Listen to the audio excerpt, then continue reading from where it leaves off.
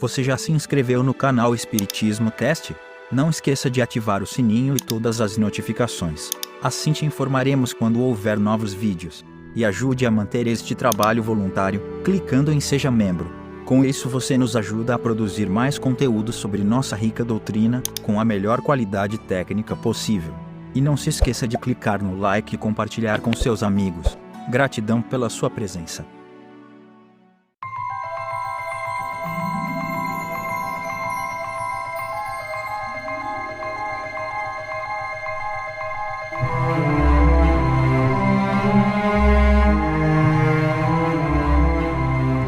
Olá meus amigos, minhas amigas, como é que vocês estão? Sejam bem-vindos a mais um estudo do Livro dos Médiuns, um verdadeiro manual para quem tem essa faculdade, nasceu com essa faculdade e quer conhecer um pouco mais como é que as coisas funcionam. Nesse capítulo especialmente, o capítulo 14, que começamos a estudar no episódio passado, nós vamos deixar bem claro, Kardec e os Espíritos deixam bem cristalino o que são médiuns, que a gente já viu, e hoje a gente começa a conhecer os tipos de mediunidade. Então, hoje nós vamos falar sobre médiuns de efeito físico. Então, sem demora, vamos para o estudo. Os médiuns de efeitos físicos são particularmente aptos a produzir fenômenos materiais, como os movimentos dos corpos inertes, ruídos, etc. Podem dividir-se em médiuns facultativos e médiuns involuntários. Então, sempre quando a gente fala de mediunidade, de efeito físico, nós estamos falando daquele tipo de mediunidade que consegue interferir no mundo material. Então, nenhum espírito tem a capacidade de mover um clipezinho sequer, uma caneta sequer, se não for por intermédio de um médium de efeito físico, tá? Então, a gente vê sempre que as tais casas assombradas, ou barulhos e pedras que se materializam e um monte de outras coisas, sempre o são porque há um médium de efeito físico envolvido. Se não tem ele, não tem jogo, tá bom? Então vamos ver. O que são médiuns facultativos?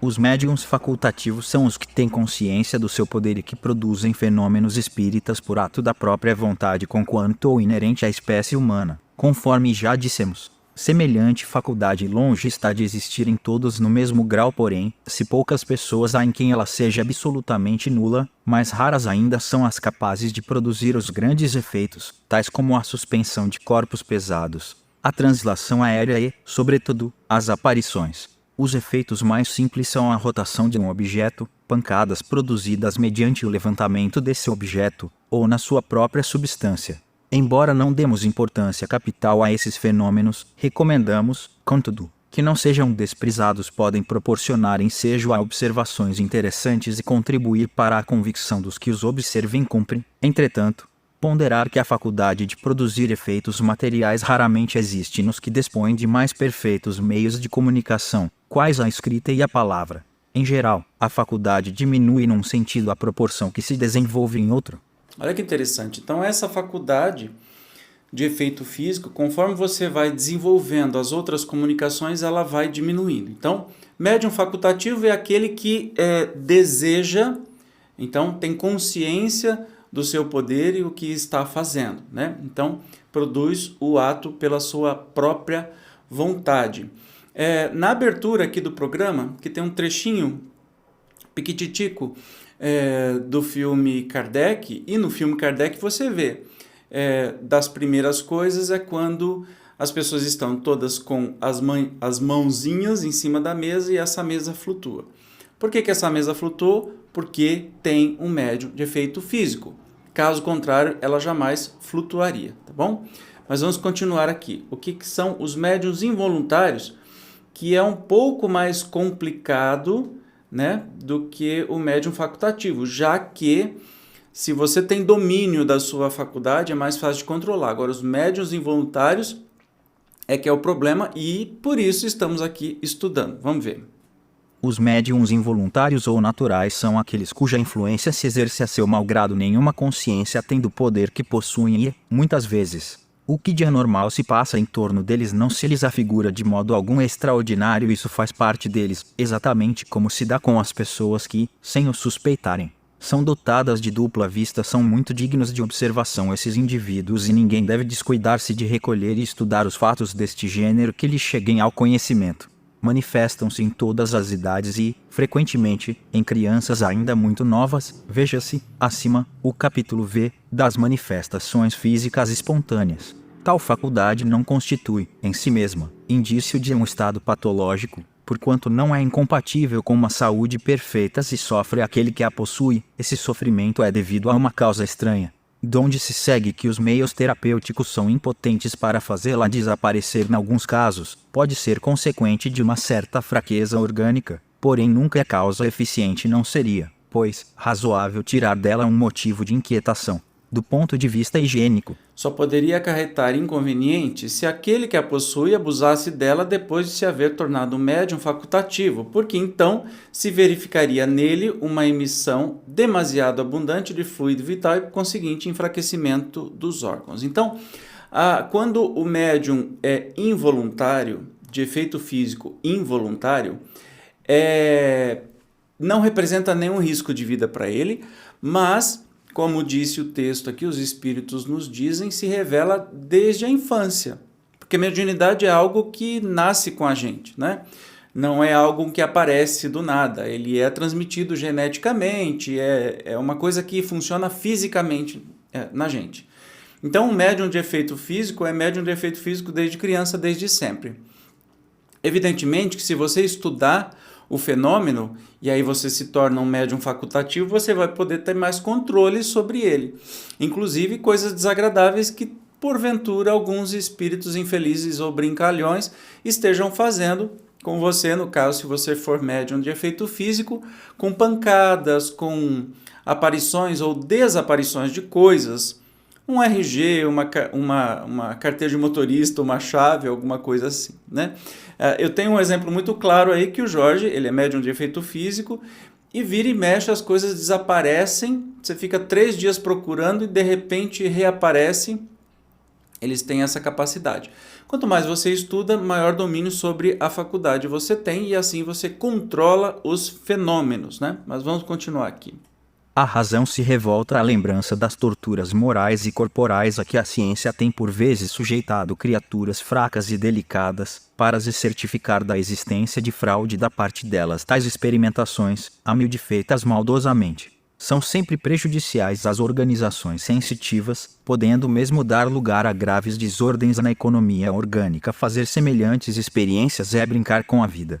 O observador de boa fé não precisa lançar mão desses meios. Aquele que está familiarizado com os fenômenos desta espécie sabe, aliás, que eles são mais de ordem moral do que de ordem física e que será inútil procurar-lhes uma solução nas nossas ciências exatas. Por isso mesmo que tais fenômenos são mais de ordem moral, deve-se evitar com escrupuloso cuidado tudo o que possa sobre-excitar a imaginação. Sabe-se que o medo pode ocasionar acidentes e muito menos imprudências se cometeriam se conhecessem todos os casos de loucura e de epilepsia, cuja origem se encontra nos contos de lobisomens e papões, que não será, se generalizar a persuasão de que o agente dos aludidos fenômenos é indiano. Os que propagam semelhantes ideias não sabem a responsabilidade que assumem, podem matar. Ora, o perigo não existe apenas para o paciente, mas também para os que o cercam, os quais podem ficar aterrorizados ao pensarem que a casa onde moram se tornou um covil de demônios. Esta crença funesta é que foi causa de tantos atos de atrocidade nos tempos de ignorância. Entretanto, se houvesse um pouco mais de discernimento, teria ocorrido aos que os praticaram que, por queimarem o corpo que supunham possesso pelo diabo, não queimavam o diabo, desde que do diabo é que queriam livrar-se. O diabo é que era preciso matassem. Esclarecendo-nos sobre a verdadeira causa de todos esses fenômenos, a doutrina espírita lhe dá o golpe de misericórdia longe, pois, de concorrer para que tal ideia se forme, todos devem, e este é um dever de moralidade e de humanidade, combater lá onde exista. Eu lembro que, já falei nos programas passados, nos episódios passados, que a mediunidade, quando não é identificada, é muito comumente diagnosticada como uma doença mental, ou como esquizofrenia, ou qualquer coisa parecida, né? Tanto que as instituições que cuidam dos pacientes com problemas mentais, via de regra, praticamente todas têm fundamento espírita, ou são espíritas, ou são gerenciadas por alguma casa espírita.